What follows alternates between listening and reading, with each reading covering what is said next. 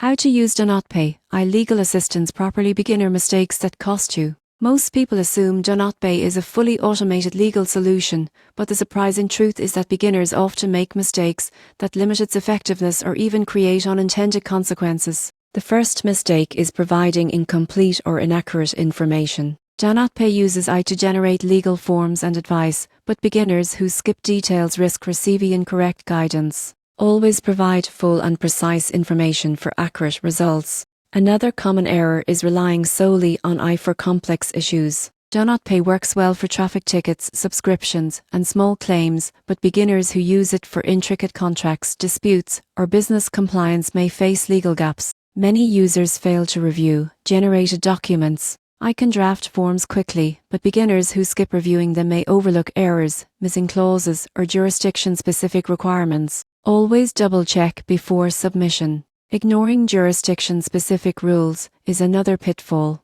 Legal requirements vary by state or country, and beginners who assume a one-size-fits-all approach risk invalid forms or unenforceable claims. Finally, some users assume DoNotPay replaces lawyers entirely. While it's a powerful tool, beginners who bypass professional advice in complicated cases may face costly mistakes. Use it as a supplement, not a replacement. To use DoNotPay properly, provide accurate information, avoid using it for complex cases, review all generated documents, follow local legal rules, and consult a professional when necessary. Avoid these mistakes, and you'll save time, money, and headaches while navigating routine legal tasks efficiently.